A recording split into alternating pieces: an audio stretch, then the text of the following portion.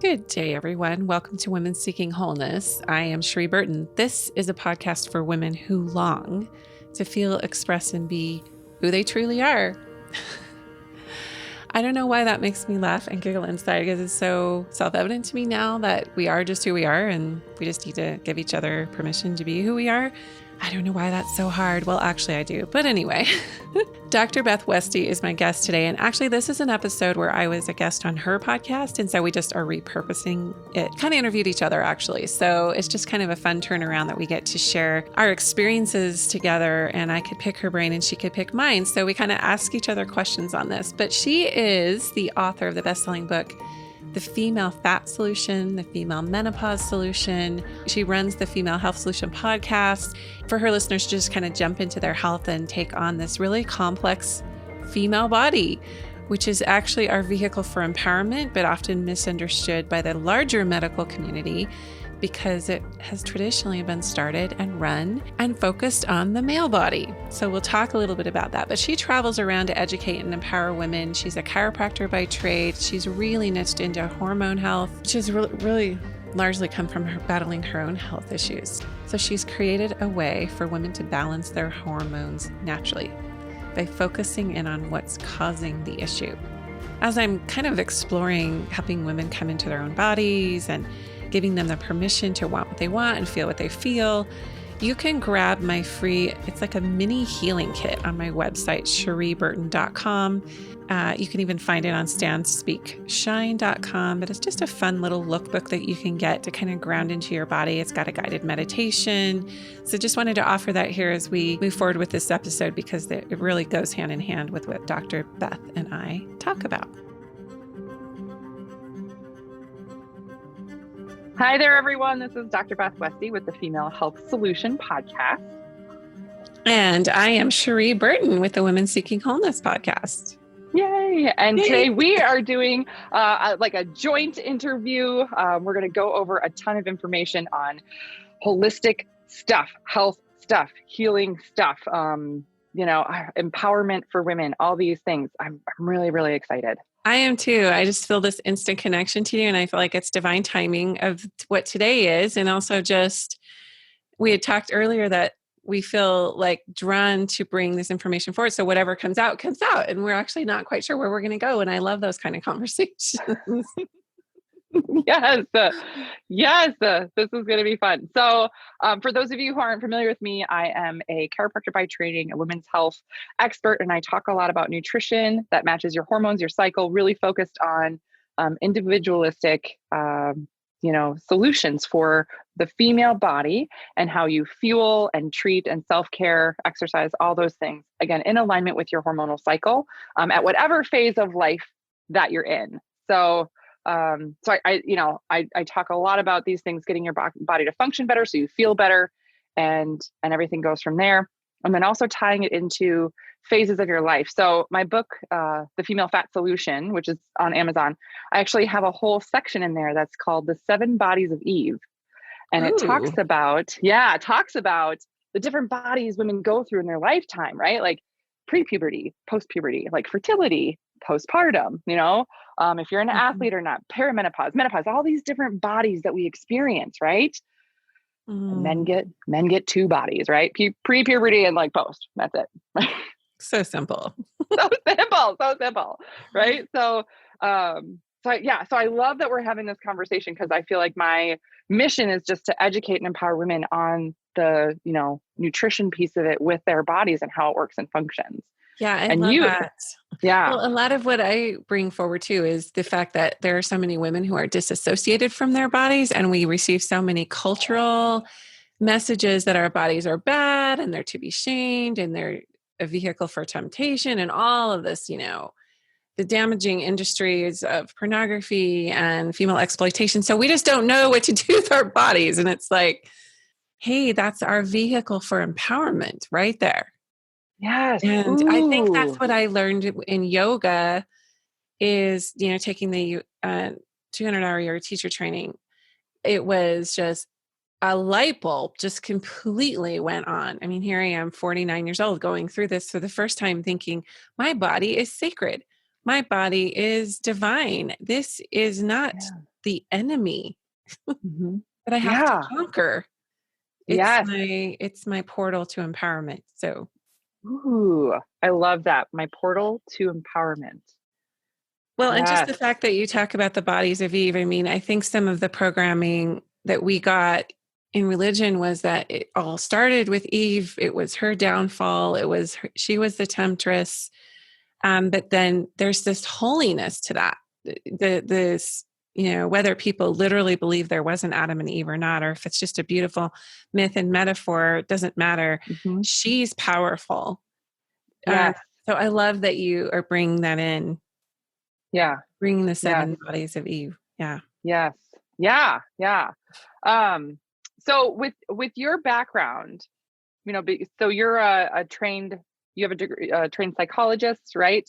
And Well, I'm sociologist? not. No, well, no, I have undergraduate degrees in psychology and sociology. I've done Okay. about as much as you can with a bachelor's. I worked at an addiction recovery center as a counselor. I worked at a psychiatric hospital as a group counselor, but I Mm, stepped away from more of the clinical settings just because I felt like people were not getting well. So, and I've always been on a very devoted spiritual path. And so I sort of blended, you know, the holistic with the spirituality with the medical science, if you will. mhm. And now it's just all of these ancient sages and mystics and yogis and some of their traditions. And so I'm sort of this like mutt of information, but it all centers around the soul path, the soul expansion and evolution. Ooh, I like that. Soul expansion. Yes. Um, so what was it that actually got you started in this type of work? Because Well, this is a very, very unique path. yeah. So it's a culmination of, losing my sister to suicide, who left behind 5 children in 2005. I was already doing clinical work at that time. So not only was I seeing disillusionment with the system, if you will, people weren't getting well, they're getting more depressed in some of these places they're sent to, um, and leaving nature out, leaving a lot out, right, Hmm. of the equation. So I knew there was more. But when we lost her, and then I have actually lost an aunt to suicide when I was 22 and she was 32. She took her life and left her 3-year-old son for my parents to raise. And so the 7th child in my family of origin is actually my biological cousin. And so he came, when I was in my 20s. And so between losing my sister and my aunt and then the disillusionment with the system, if you will, I knew there were a lot of patterns that need to be broken. And I knew Hmm. intuitively I had to look outside the box. It just wasn't lining up to stay in the confines of what had been handed to us, not just from patriarchal systems, but from medical establishments, academia, spirituality, religion, all of it. It's just kind of culminated for me, even at this stage of my life, because we lost her 15 years ago this year. Um, Oh. has culminated for me in what I just said, that people who feel confined, constricted, restricted, unable to express who they are will Hmm. not be able to expand in this life. And so they will experience a type of soul sickness. It could show up as depression, it could show up as something biological in Hmm. nature. That's why all of these are all integrated: your spirituality, your emotional body, your physical self, what you've inherited, epigenetics. I don't know if you've looked into that at all, but we inherit a lot more than our ancestors' eyes and skin color and hair color and whatnot. We oftentimes inherit their trauma.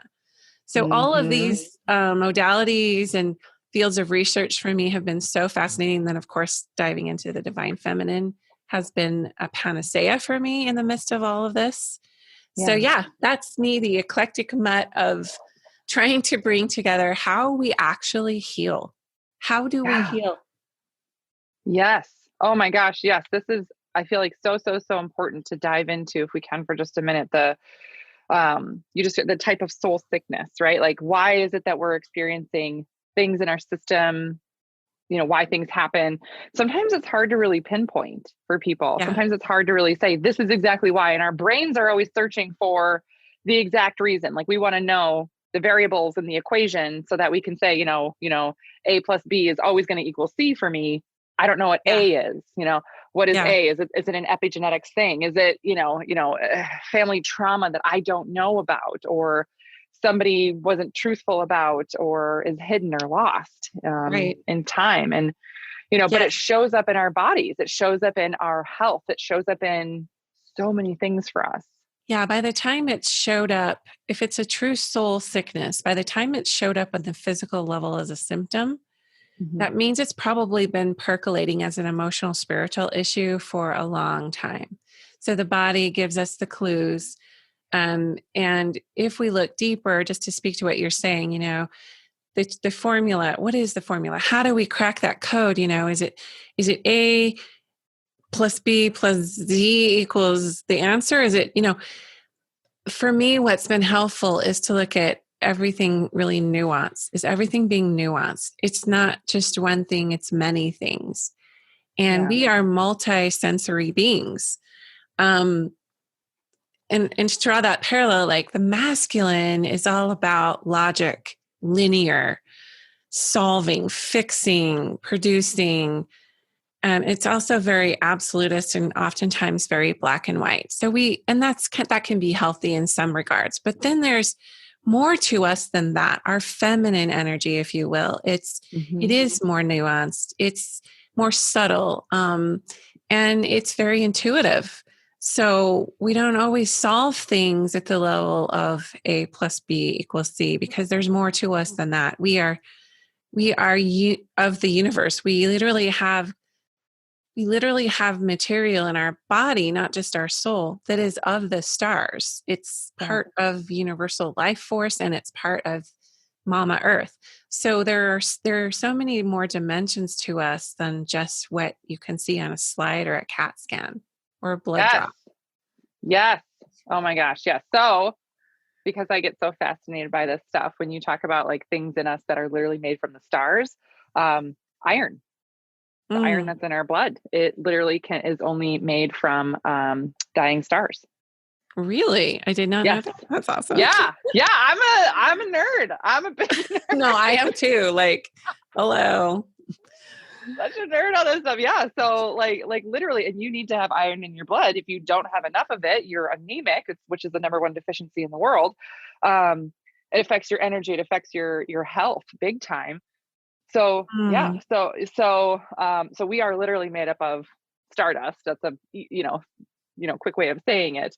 But I love how you say that. Yes, the female body especially is not linear, and that's what I feel like we're always trying to be like with the system that we are raised in. Right? Yeah. We're forced into this box. We're forced into this thing. This is how you should eat. This is how you should exercise. This is how you should care for yourself. It is the same every day. Yet every day, every week, we're waking up in a different hormonal body. Yeah, we are different. And we are very connected to the moon. So as the moon waxes and wanes, and we just had a new moon a couple of days ago, I don't know whenever this podcast will air, but it's like, that is one thing I learned about our feminine body, our cycles, the tides. All we have to do is look at nature and the ebb and flow of nature and the tides and gravity, and how the seas are affected by the moon. And so are we. Our bodies are largely water and fat. So in order to function optimally, we have to look at how are we affected by the rise of the moon, by the moon cycles, by weather patterns. If people, kind of going off on a side tangent, but if most people on Earth today have some level of being an empath, I mean, I just meet so many people who are so connected to what's underneath the surface, and they pick up on subtle energies and they're not aware of it. And so COVID has brought that out in big ways, that we pick up on what everyone else is feeling collectively. So it then behooves us to go, okay, well, I have this body. I have this inheritance from my ancestors and my parents of origin. What do I do with this body? How do I heal me? Not what everyone else is doing, but what is specific about me that needs to be looked at? How do we shine the flashlight on what's going on inside of me? So that's kind of where I get nerdy, um, because it's so sacred and individual to each person. Yes. Yes, We're trying to make absolutely. all these blanket generic fix-alls, and our souls are rebelling against that. Yeah. We Yeah. want I mean, individualized, yeah. yeah. For a lot of history, what we are raised in is that same system, right? Like all the health recommendations, nutrition recommendations, all these other things. They're set up for a male body. Research is done on a male body. So Yeah. I how did went it to get to this point, where we're so confined and like locked in, Ugh. I went to I went to a really powerful seminar last year in Arizona and Phoenix. Mhm. And there was a woman, and I've got to research her name because I keep forgetting it. Cindy something. Mhm. She's a very powerful entrepreneur, businesswoman, but she really dove into the pharmaceutical industry and found this loophole where there were over 30 medications for male sex dysregulation, like erectile dysfunction, male libido, etc., and none for women. Like, Mhm. so it just reminds me of what you were saying about how everything's been driven through a sort of male focused, male organic, Yeah. male centric medicine model, where Yeah. they've not really addressed a lot of female anatomy and female, honestly, priority in terms of a woman's needs in her body. Yeah. Yes. And this is so true for women whenever you're feeling that, something's off, something's not working right. I'm not feeling good. This is something different. And you go in and try and talk to a doctor, or try and find out the solution here. And women are seen as male bodies with reproductive organs. They call women's health, Yeah. bikini health, just what the Yeah. bikini covers, like your uterus and your boobs. That's it, which is Yeah. where it's so much more. All these hormones, they go everywhere in the body. They pass through the blood-brain barrier. They impact everything. And so Mm. to ignore that piece of it, to ignore the basic, fundamental piece, the physiology of what makes us female is, ignoring the origin of where it all comes from. Do you know what I mean? Oh, absolutely.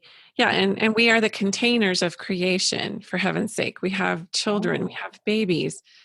yeah. And so, yeah, it's so interesting when you talk about hormones passing through the blood-brain barrier and affecting us neurologically. And, um, 90% of our behavior is driven through the subconscious anyway. So when you add a Yeah. hormonal issue to that, it's a firestorm.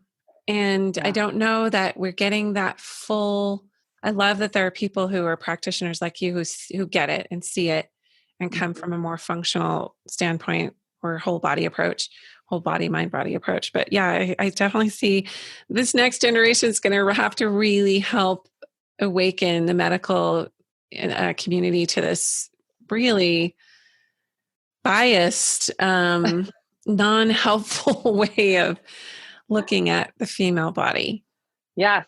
Yes, absolutely. So, one of the things that you have, that you created was your Stand, Speak, Shine Yes. um, program. Tell me more about that and how this involves, everything the women's empowerment. Yeah. So when I guess I've always been really sensitive. I don't know if it's because I was raised by a mom who was kind of a closeted feminist. I mean, she saw a lot of distortion happening around her. And so I I was like, we got to start talking about these things. And I would just take mental notes, growing up, like, why aren't we talking more about this in terms of Yeah. the gender disparity? Yeah. And so the stand is more about be in your body, ground to the earth, Hmm. stand where you are, have goddess confidence and that kind of thing. And Yeah. then when you have that groundedness and you are in your body, then speak out, express. It's not just about what you're saying. A lot of it's nonverbal, but it's express, find a medium of expression. Part of that is being yourself, but it's your actions are actually speaking louder than your words anyway. Hmm. So your presence is heralding your arrival into any situation. And so those people who are holding back from full expression, that's where the speak comes in. Hmm. And then the shine, because women have been silenced in many cultures and traditions and societies for millennia. So we need more women to speak. And then shine is just putting it all together. Just be who you are, be you. You don't have to try. You don't have to strive. You don't have to earn your worthiness. You don't have to get on the hamster wheel of perfection. Just be whole and be you. And that's where that came from. And I just have a lot of passion for giving women that permission. Mm-hmm. I can't give it to them, but I can guide them into giving themselves that permission. Yeah. Yes. Okay. Yeah. Oh, okay. So there was, when you were saying like, be who you are, and you don't have to be on the hamster wheel of perfection, right? I feel like there's so much of this. And so where this like really just triggered something in my brain right now is there. So I work with women. I have a 12-week challenge, right? Where I work with a lot of women, working with hormones and everything else, nutrition, program that aligns with your cycle and everything. And then one for women who are in menopause. And one of the biggest struggles that women have when they start this is that when I teach women how to eat for your hormones in your cycle, honor where your system is at, honor, that, and fuel your body accordingly. It's not about restriction. It's not about cutting things down. It's not about getting yourself more nutrient depleted, because that's only going to lead you in the wrong direction even more. Yeah. And you're right there. Like your soul will rebel with restriction. Yes. That's why diets don't work. Yes. Yes. Oh my gosh. Yes. So when women start doing this, they're like, oh my gosh, I'm eating like a lot of food. I'm eating a lot of protein. I'm like, yeah, good. Right. And there's this like push and pull that happens within the first 2 or 3 weeks. And right now, the women that are in the group are actually experiencing this. Like right now, they're like, okay, I'm feeling better. I'm getting so much more energy. I had a call earlier today with a gal, no lie. She goes, this is literally amazing. I am sleeping better than I have. I've got more energy than I, thought was possible. She's like, I've only been doing this for about 3 weeks. And if I should have done this 3 years ago. And I was like, awesome. Right. Yeah. Yeah. But she goes, I'm eating a lot though. I feel guilty. I feel like are you sure this is right? Right. There's this piece of it where we are so trained, and I want to use the word brainwashed, right? Mm-hmm. That, if you're not being perfect, if you're not being, this exact thing, like ticking all the boxes, yes, hitting all the markers. Yeah. Yes. Yes. And, how many calories am I supposed to eat? And I'm like, we don't count calories. I don't care about calories. It's about nutrients. It's about nourishment in your system. I don't care. I don't give a hoot about calories. And they're like, okay, but should I count them? And what if I go over? What if one day I'm eating, 1,600 calories instead of 1,550? And I'm like, no. That's what I mean about the masculine way. Yes. Is very A plus B does equal C. There's no variance. And so if I miss the B, I'm not going to get the C. Yeah. And so I might as well just eat everything under the sun, because I was 50 calories in the red or whatever. Yeah. I mean, I hear you. I see this a lot with women on their spiritual path. Yes. And and you and I talked a little bit about that before we started recording. And there is a little rebellion happening with many souls who are wanting to find that peace, and it is constantly eluding them because they missed they did too many calories. Speaking from your metaphor of people doing your program, many religions have a quote unquote program that, if not followed, if I was short in this way, if I forgot this prayer, I didn't pay this, or I didn't do enough time here, or I missed the sacrament here, or the communion there, I'm going to not get the C. I'm not going to get the outcome. I'm not going to get God. Yeah. Yeah. Anyway, I just wanted to bring that in, because we could literally plant this into anything anyone's going through. That if they missed one little part of it, they're not going to reap the whole thing. For me, when I really dove into emotional healing, I really looked at this nuanced, multisensory, multidimensional way of addressing health and healing, because the component we really are, what our souls are craving, is freedom. That's the number one freedom to be who we are, Mm-hmm. freedom to feel. And it's not selfish. And that's where the brainwashing comes in. The brainwashing comes in with, you're bad for wanting this. And if you don't do, and the other part, that's one part of it. The other part of it, and if you don't do it exactly right, there's something wrong with you and God is going to be disappointed, and fill in the blank for anything. So you run a program, right? Yeah. So you're the facilitator of that program. And that's why that woman came to you and said, oh my gosh, I was 50 calories off the mark. I blew it. Right. And Yeah. so you become the like taskmaster to her. Like she has to say, so we set ourselves up for this in so many domains, in families, in school, in religious settings, in all kinds of programs. And so I just wanted to offer that this is where women need to break out of the Yeah. groupthink and find, and the best teachers are those like you who guide people back to, no, you didn't miss it. Mm-hmm. No, like it's enough. And there's this thing called grace that's going to take over. And you don't have to do a darn thing. You've done your good college try. You've done your best that you know how to do. So be gentle and have self-compassion, because that's ultimately what's going to heal everyone. Yes. Yeah. Oh, that is, I know one of the things that can be really hard for women is to go against what they've been trained, right? Mhm. How you phrased it, breaking out of the group think.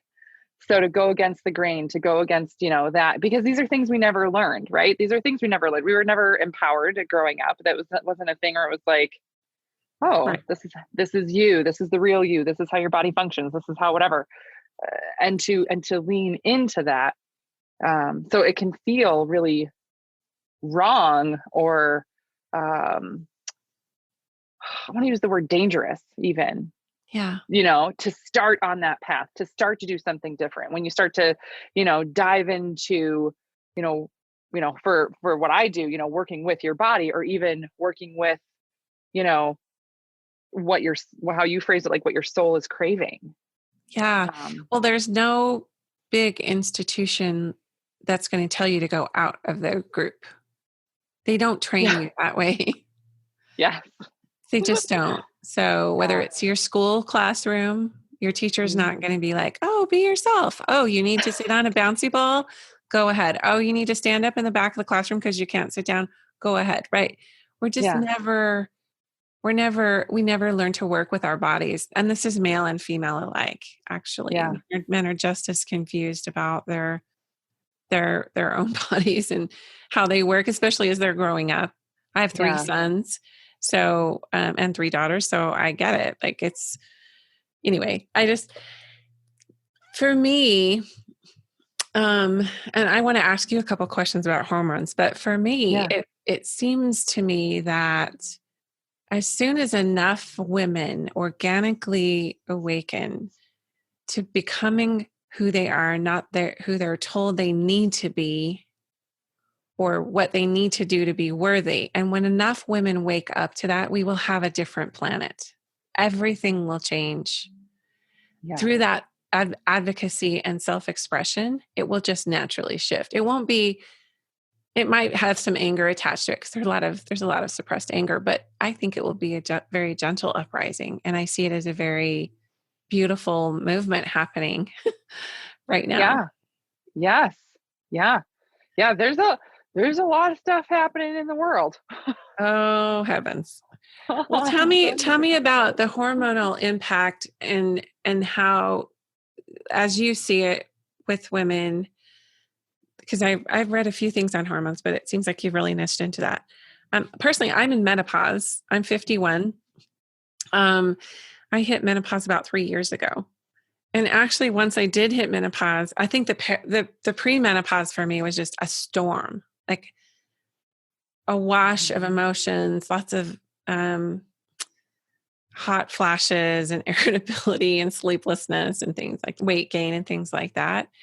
I Mhm. actually see a functional medicine practitioner who's got things balanced for me hormonally at this Yeah. moment. But I'm curious about hormone replacement, or how you see what you've seen with the people you've worked with. Because I know that from a esoteric or from more of a psycho-spiritual component, hormones and spirituality are very linked. Mm-hmm. They're very linked to each other. And so sometimes if your hormones aren't regulated, you have an inability to feel the spirit, or even your own essence as a soul. It can be more inhibited if there's all these hormones washing through your system that you can't actually ground yourself spiritually. Yeah. Yeah. So when I talk about hormones and everything, a lot of times the angle that I come from is really the hormone piece and what it does in your body functionally and how it interacts with tissues. Um, so when we're looking at, and talking about the connection to everything else and the connection to spirituality, even the connection to other people, there for women, sometimes if they have a cycle, if they're still having a period, it can feel like there's certain times of the month where you are more engaged, more connected, more alive, alert, everything else, right? And that has to do with different hormone levels in your body and how it can impact gut health, serotonin release, all these other neurotransmitters in the brain. And then during other times, so really clear example for a lot of women that they've experienced is especially that week before, your cycle starts. And a lot of gals will experience, PMS, and the hormone levels really start to plummet and drop. And your brain is then being denied those hormones that were flooding it and actually helping with some of the connect, because that's what, the dopamine and serotonin and everything else was just flooding in the brain. And now all of a sudden those levels just are starting to bottom out. Yeah.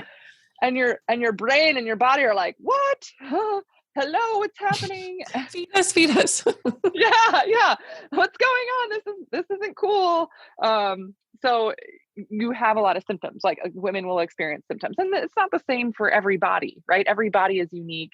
Like we referenced, your health history is important. Your epigenetics are important. Your health is cumulative. So I talk, everything that your body has been through, and how it's been treated, trauma is really important. So it's going to be different in every body, but these can be really important factors to take into place when you're looking at the hormonal impact on your body. And then, because your body is this physical vessel for you to experience, life in. And if it's not functioning well, that connection piece is really hard. Right? The internal connection, the external connection with other people, everything. So there are times for women where they're like, oh, I love meditating. I've been meditating for a decade or more. And all of a sudden I'm going through perimenopause and I cannot get my brain to meditate for more than 2 seconds. Oh, yep. Yeah. A lot of people get triggered by meditation. We're told all the time, go meditate. And we know it's helpful, but I will tell you, I did a podcast interview with Candy Graves where she talked about how many people who have, unprocessed trauma, I believe it is, really will get triggered during meditation, because when you get to a still point, oftentimes it makes you a little anxious. It can make some people anxious. But anyway, so I just wanted that I'm totally resonating with everything you're saying, because when you're talking about the internal and external connection being threatened by hormonal dysregulation, that's like huge, because women are wired for connection. That's how we move through life. That's how we learn. Women learn best through connection and community. Mm-hmm. Yes, absolutely. Absolutely. And so to know and understand that, oh, this is a hormonal surge, or this is a hormonal shift in my body, and sort of take comfort in the fact that it's not you're not crazy, right? You're not doing it wrong. It's, oh, hey, I'm living in a little different body this week and I just need to meet it where it's at. And maybe use different tactics or use different tools to live in this body at this time, and then be prepared for it as it shifts into the next phase. Because it always will. And even after, going through perimenopause, you described it as a storm. Yeah. That's a perfect way to describe it. I sometimes will talk about it like you're trying to wade through a swamp, Just trying to muck through a swamp. Some areas Yeah. it's okay, and some areas you're like chin deep, and there's Right. stuff. Right. Yeah, it's just yikes. And It's again, just a feeling of helplessness because your body is having this response that it's never had. It's very akin to like when you're pregnant or just gave birth. It's very similar to yeah, that. It's yeah. like, who am I? I personally, so I've given birth to 4 children and I've had 4 miscarriages. Hmm. So I just wanted to also offer the hormone tanks when you have a miscarriage, just as it does when you give birth. This is Yeah. something my doctor taught me, and he said I either put people on hormone regulation or give them an antidepressant when they have a miscarriage because they will experience the same hormonal tanking or bottoming out Yeah. as they would if they gave birth, but then they're dealing with grief and loss and there's no baby to hold. So Yeah. I didn't even realize that till the 4th miscarriage that I'd had Oh, this, anyway. yeah. So there's so much, there's just so much. We're complex beings, we women, the Yes. chemistry. And I'm interested too in what you're saying about the tissues. Tell me a little bit more about that. So there's a link with the hormones and tissues or something. You said something about that. Oh, yes. Yes. Yeah. So, besides like the connection piece and the and everything else, it's even your hormonal shifts impact how different tissues function in your body. So, during certain phases of the hormonal cycle, your body is going to build muscle easier and faster, recover from workouts better. Your digestive system is going to move faster. This is all during the typical estrogen phase. So, days like 1 through 14 ish of the cycle. Um, you're going to have more energy. You're going to typically sleep better. A lot of these things. After you ovulate, days about 15 through 28, progesterone then starts to rise, and progesterone is going to slow down the digestive system. It's going Mm-hmm. to be harder to, recover from a workout. You're not going to have the same focus or mental clarity or other things just right there. Yeah. For a lot of gals, I'll describe it like, okay, so if you ever go for a run, right? Like you're like, oh, I'm going to run this 5K, and I'm going to, this path, I'm going to, I'm doing my run. Yay. I drank the same stuff in the morning. I ate the same breakfast, fueled before, all this stuff, stretched, did my thing, went on my run. And if you're in the estrogen phase, you're going to feel amazing. You're going to be like, yeah, look at me go. Ooh, I'm making good time. I'm feeling good. Here we are. And then after your run, you're going to be like, oh, that's great. That's great. Oh, I'm getting in shape. Look at me. 2 weeks later, Yeah. you go for the same run. You drank the same stuff in the morning. You had the same pre-run breakfast. You did the same stretches, same time of day, all the things the same. And you get 5 minutes into that run, and all of a sudden your legs are cement blocks. And you're like, oh God, okay, wow. Why am I slower today? Oh, I feel like I'm just struggling here. What's the deal? And it's a harder time, during that run. You have to feel like you're pushing your body more to even try and keep up with what you were just doing 2 weeks ago. That was a breeze. And immediately your brain is going to go into, oh, what am I doing wrong? Am I getting out of shape? Mm-hmm. Mm-hmm. You internalize it and you blame yourself for it, right? It's what women constantly, commonly do. And really it's nothing like that at all. You took a different body for a run that day. Yeah. Yeah. Yeah. Yeah. That's so funny. Yeah. You took a different body, hormonally, chemically, all the things. Different body went for a run. So of course it's going to be different. So one of the things that I love educating women on is that, you know what, if it's a different body you're going to take for a run, you need to fuel differently for it. You need to prep for that differently. You need to recover differently so that Yes, it's an that makes easier sense. time, right? Yeah. Well, have you seen that thing where like you turn over all your cells in like 40 days? Like there's this thing like you have whole new fingernails, all new hair, your liver turns over, your kidneys. I read this thing somewhere. I wish I had it with me right now, but do you know what I'm talking about? Hmm. That your body Yeah. is constantly regenerating Hmm. intuitively, intelligently. Hmm. Yeah. So it Yeah. seems like, okay, so back to my question about what do you feel like about hormonal supplementation? Because right now I am Oh, on progesterone, testosterone, and it's okay if you're not going to offend me if you think I'm doing this all wrong, but I see a functional medicine person and I'm on testosterone cream, progesterone pills before I go to bed, mhm. a estrogen supplement in the morning, And then I take a natural DHEA in the afternoon. And I think Mhm. that I do have a few thyroid issues I'm trying to work through as well. So I take a thyroid in the morning. So I'm on Okay. literally like 5 or Oh. 6 things, but I do a lot of other natural stuff. Hmm. But I feel good. And sometimes, I wish I ate better. But when I started doing those things, I noticed a huge, huge difference. So I see her every 6 months, and we're about to do another blood draw here in the next couple weeks. So this is very timely for me. I'm very interested in what you have to say about that. Ooh, yes. So ultimately, I think again, this is such a key question in general, just because of the thought process behind it. Like, is what I'm doing a good thing for me or not? Like, am I doing the right thing? And if it works for you, then Hmm. it's the right thing, right? Then it's the right thing. Every body is different. And the process that you go through in terms of perimenopause into menopause, depending on so many other factors, it can be so much harder on your system, and that it may need assistance, right? Hmm. To ease into a different phase of life. But just also knowing that by being on a hormone replacement, it doesn't, I want to say fix Yeah, it anything doesn't go core to heal underneath. it. Yeah, yeah, yeah. Right. Yeah. But it does help kind of usher you through Hmm. a Hmm. certain time frame. Um, as long as you're seeing somebody who is really good, who is dedicated, things like that, great, right? And they're going to understand that this is a time frame thing, and it's not necessarily something you're going to do forever.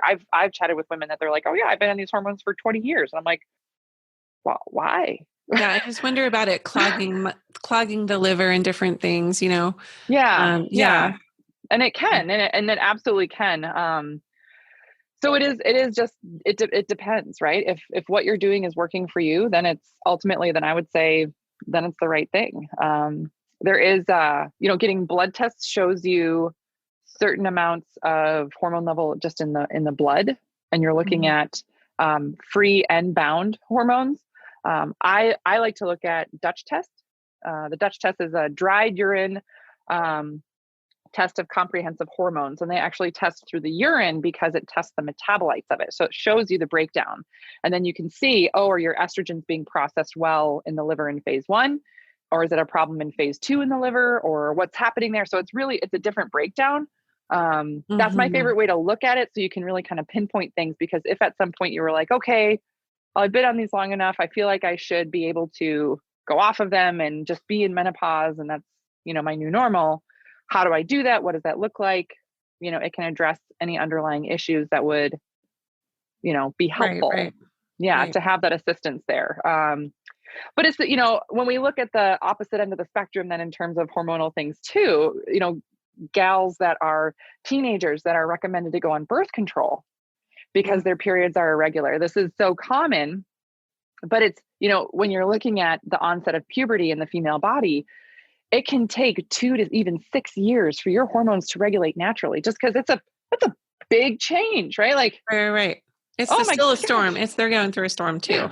Yes, yes, it's a different storm. Exactly. So if gals are like, oh, my periods are really irregular or they're painful, okay, your system might just need different help, again, liver. Um, and birth control pills are just, I want to say, thrown out like candy almost, to be like, oh yeah, this will fix it. Well, it doesn't fix it. It just sort of, regulates, mutes the natural body's response, and forces it down this certain path of, okay, we're going to quiet the ovaries so they're not as active, and that's going to fix everything, because then they're in control of the amount of hormone in the body. Which for some gals it's really helpful, other gals it's not. So again, Mhm. individual there. But again, a lot of gals will have, and I am one of them, right? I am one of these gals that I started on birth control, I think I was maybe 15, Hmm. and I was on it for about 10 years. And then all Wow. of a sudden, and I never had any issues until about a decade in.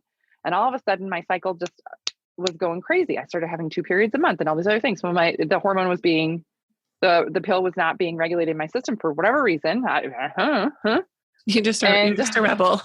yeah, right. Just did it. And then I got pregnant with my son. Mm. So, right. Cause it wasn't working anymore.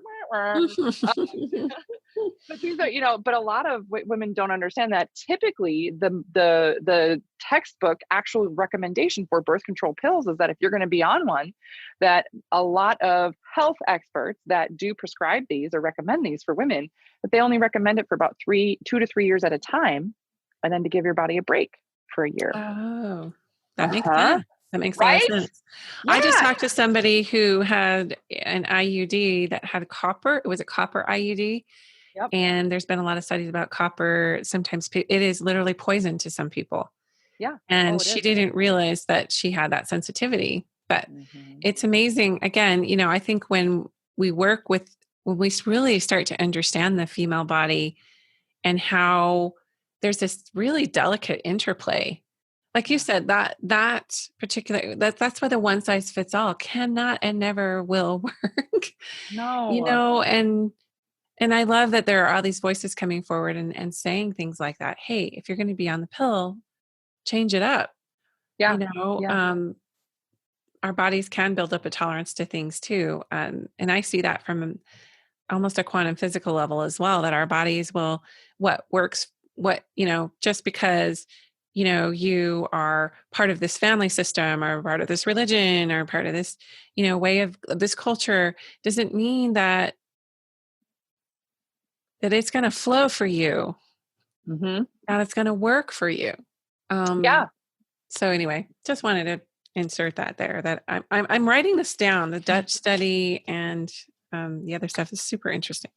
Yeah. Yes. Dutch is an amazing test. So when I recommend them for people, and we can put stuff in the show notes too, of these episodes so that you can go click a link. And when Dutch test gets sent right to your house, you take the test, you send it in, and then the lab analyzes it. And then I go over results with women, just to explain it. Cause it's a pretty intense test. But literally and I've done hundreds of these tests with women. Every test that I've gone over, women are like, oh my gosh, I'm so glad I learned this. And at least once, if not more a week, I hear a gal be like, oh my gosh, I'm not crazy. Like they just blurt it out as I'm explaining the results.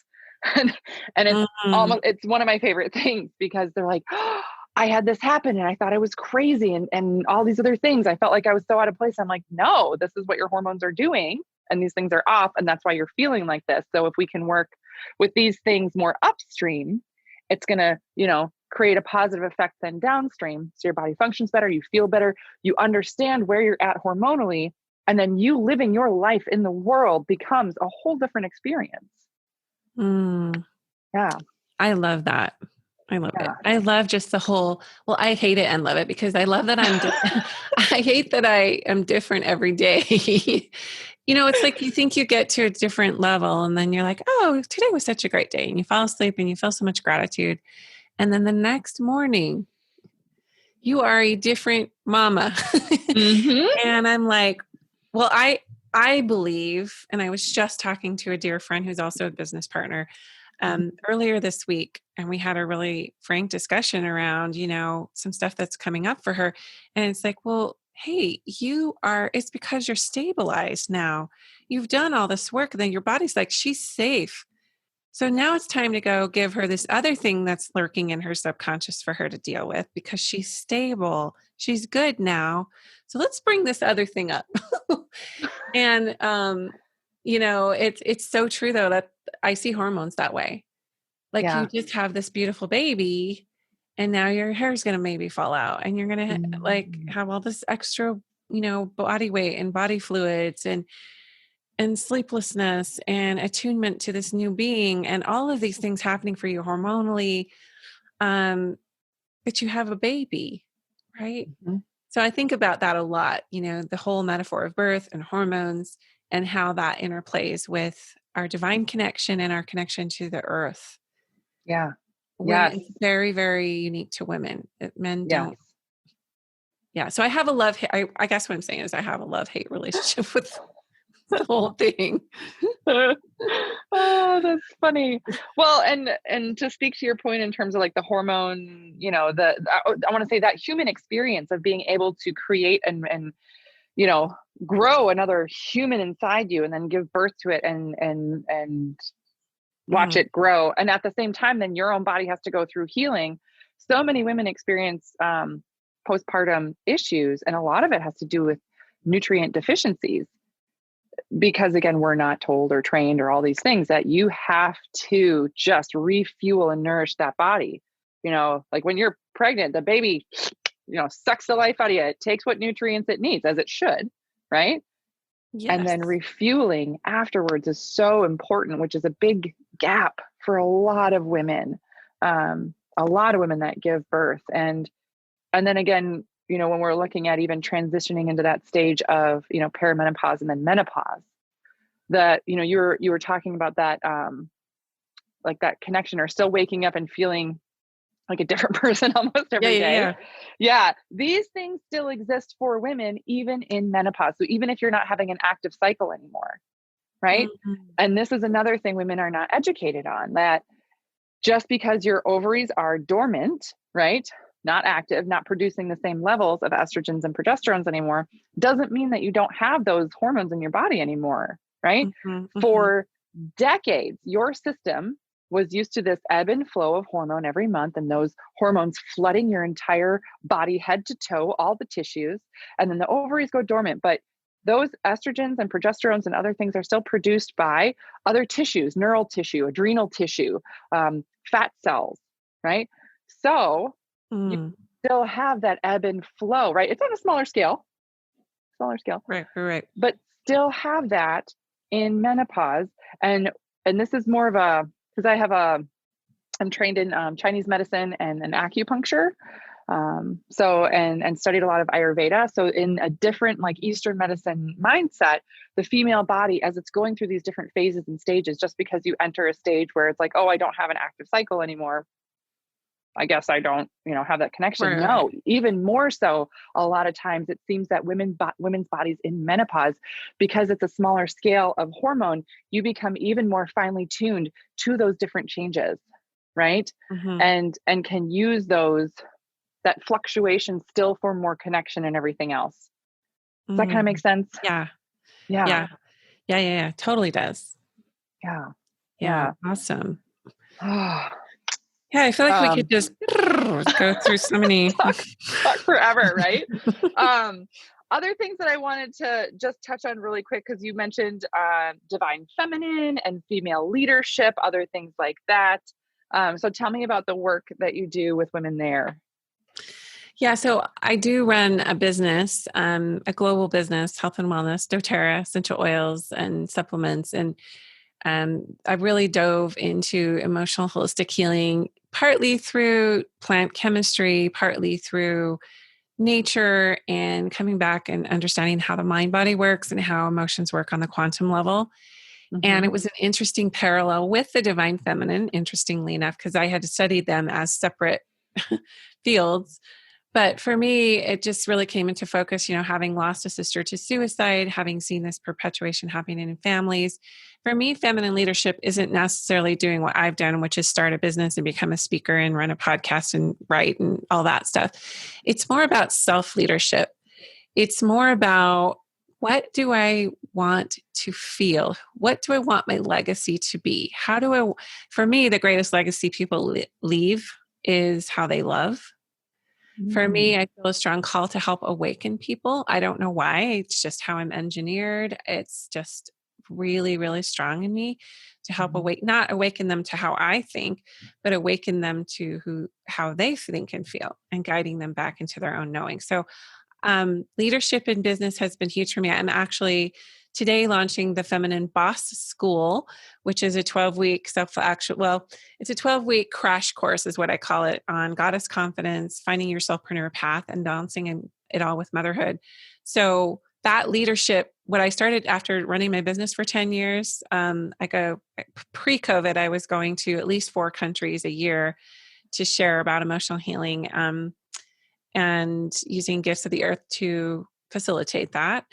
But now I'm like coming back into, yes, because we've had this huge planetary shift, and because there's a lot of transition and displacement happening, women in particular are going to start rising up to say yes to their gifts And they just need some guidance in how that looks like if they want to be compensated for that, which is totally divine, by the way. If you're listening to this and you don't think that that's spiritual, to be compensated for your gift expression, I'm here to tell you that's why you have those gifts. So they can help you either earn a living or help you be comfortable enough so you can do what you need to do in this life to, like you said, with the vessel that you're given. So anyway, that's how it morphed for me is, the family patterns of depression, bipolar, suicide, and addiction, moving forward into the holistic space, saying yes to a business, which provided me a platform for leadership. And then really now to the space of how do we integrate all of this, our spirituality, our soulpreneur path, our voice as women. I just think it's such a crucial time in our planet's history right now for women to say yes to who they are. If that's all they do is say yes to who they are versus who they have been programmed to be or who they have been conditioned more dangerously to be, then we get a lot of awakened females. We're going to have a whole different trajectory on this planet's path, and it will happen quickly. And it is happening, honestly. Yes. Ooh. And not just awakening the feminine, but awakening that for women, but awakening the feminine in men. That is happening too. Yes. Yes. And then you have a free gift for everybody that's listening to this, a healing kit. Yes, I do. So they can go to just either standspeakshine.com or just me, CherieBurton.com, and just grab a free multisensory healing kit, downloadable. It's just a yummy lookbook of a couple recipes, a couple body movements, a guided meditation, just a way to self-nourish and nurture. Because as women, I feel like that's how you get to the core of what you want and who you are. Discovering who you are is through self-nurturing. Yes. Ooh, yeah. I love that. That's awesome. And again, we'll put everything in the show notes below so you guys can go ahead and grab any links that you want, subscribe, share, save, all the things, download everything that you want to. Yes. Yes. Oh my gosh. Yes. And for those of you listening, I also do a giveaway of a cookbook. It's a recipes for your cycle cookbook. So it's on my website, which is just drbethwestie.com. And I'm looking at your website right now, and it's just calling to me. So I might do your 12-week menopause program. I'm just saying. Sorry to interrupt you. Well, that'd be super fun. But there's the cookbook. So even for gals that are in menopause or perimenopause, and they're like, okay, well, I'm not sure where my cycle's at, or, I'm not sure what's going on. Is the cookbook, is this still going to be a good thing for me? Absolutely. They're just clean, healthy, family-friendly recipes, that you can easily start just eating for your hormones in your cycle, easily like tiptoe into really aligning your lifestyle, your food, your exercise, everything else with where your body's at, and start that process there. So that's one of my favorite things. And I get a ton of positive feedback on not only this was a really delicious recipe and my family loved it too, but again, just being able to start this was way easier than I thought. And I don't have to be really strict on this. Nope, you don't. Like if you love to have creamer in your coffee, have creamer in your coffee. Do it. That's not, if you're on a diet that you can't have 2 tablespoons of your favorite creamer that makes your morning, you're on the wrong diet. 2 tablespoons. That's so good to hear, because I have to have brown sugar on my oatmeal. I really have to do that. I don't even like to. I've tried everything, every monk fruit sweetener and every other thing you can imagine. And it's not the same as brown sugar. Yeah, it's not the same. Yeah, it's so funny. I get people asking me this all the time. So literally just this morning, I made banana bread for my girls. They love banana bread. And I get people asking me, what do you cook with? Like, do you just use stevia or the things? I'm like, no, I use sugar because I put protein in there, right? I use some flour, some gluten-free flour, and then I use a vanilla protein powder to boost protein. And then I just make the rest of the recipe the same. I'm like, no, I use, it's not that much sugar. It's like half a cup of sugar for the whole loaf of bread, but who cares? Like they're getting protein, they're getting nutrients, nourishment. They're eating fruit and veggies. It's kind of that 80-20 rule that I generally live by. Yeah. Again, A plus B does not always equal C, or whatever we were saying. Algebra was never so I don't even know if that makes sense. But And that is the feminine. The feminine is so intuitive. So if you want the half a cup of sugar in your bread, you're not going to hoe. Yeah. And that's another metaphor right there, the bread making with the sugar. Yes.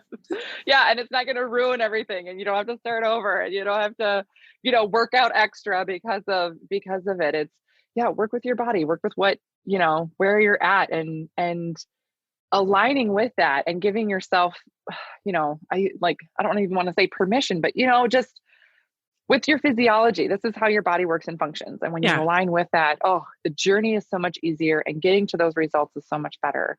And it's not a fight, and you don't have to be as frustrated, Yes, absolutely. We are just so hard on ourselves, and we heap so much upon us. And sometimes we just have to be and breathe, and that's it. Yeah. And the body will lead us to what we need. And so will our soul. So I believe that. Oh, very well said. Very well said. Oh, this has been just amazing. Cherie, this has been just amazing. I feel love talking to you. Like we're speaking the same way, like we can't kind of finish each other's sentences. And yeah. And I feel like where, I work a lot with like body physiology, you're working with like, mind and spirit, but two sides of the same coin. Is that the, because they, exactly. Yeah. Because they are very much married. They are on the same coin. Yes. Can't separate them. Yeah. They have to work together. Yeah. And something that women need to hear, if you're not looking at all aspects of your well-being, right? You're missing pieces of the puzzle. You referenced like what was it? How did you phrase it? The awakened females, and what, being woken up to, and what we're looking at. And I think you're 100% right on that we are waking up to, I don't even want to use the word integrating, because it is a part of all these different pieces are a part of who we are, and just allowing that, cohesive thing. I'm making a lot of hand movements right now that you can. I feel you. My hands are going crazy. A lot of the, like all these pieces of the same puzzle working together, we finally are getting to see the full picture. That's what the picture is. That's what we should be looking at. If you're, stuck, frustrated, sick, traumatized, exhausted, whatever it is, all of these pieces are going to be important to address. Yeah. Exactly. Well, and it would be kind of fun to revisit a conversation around, we can have you and I can have a side conversation, but it feels like there's something more that we can offer, with that two sides of the coin, to our tribes and listeners to further support, the mental, social, emotional, spiritual, physical, more. I don't know. Yes. Well, and if you guys are listening to this, for those of you listening, if you are thinking, oh my gosh, yes, this was great information, I would love for you to deep dive on this, let us know. Send us a message. We can always do like a part 2 of this episode, and deep dive into any other questions you have, or other pieces that you want us to. I just threw that out there. I hope you're okay with that. No, I'm please. Yeah, I'm all about that. Okay, perfect. All right. Well, I think this is the perfect place to end it. This has been just amazing. I'm not kidding. I took a whole page of notes. Me too, actually. I was like, what the heck? Iron in a stardust? I'm like, I got to write that one down. Google it. Thank you. And I'm going to go grab your book as well. So fun stuff. Yeah. So we could be this, we'll call this the nerd episode. Because we just like to dive into this nerdy stuff. But no, women are hungry for this information. It's what we weren't taught. Yeah. So. Yeah. Women have been left out of the conversation on so many areas, and that's literally my mission, is to bring that into awareness for women's health. Like really make it women's health, not just about your uterus, but whole body, right? Yes. Everything. Yes. Yeah. Love it. Awesome. Well, thank you so much. Thank you so much for your time and your energy and your all this information, my whole page of notes. You're welcome. Thank you. This has been really fun. I've enjoyed this. Remember that nothing about you needs to be restricted. Your soul will rebel against restriction. What we're really craving on the soul level and even on the physiological level is expansiveness and abundance. And so for me, as I'm listening to Dr. Beth and as we were kind of shooting ideas back and forth, it feels like you would regulate not only your hormones, but your life through coming into your own internal connection.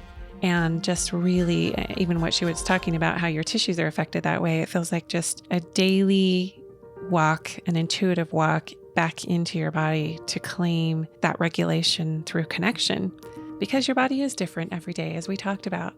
So bless you on your journey. Thank you for listening. Please share this podcast with your friends, your fellow compatriots walking this planet, trying to make sense of not only our physical being, but our emotional, spiritual, and social beings. Thanks for listening.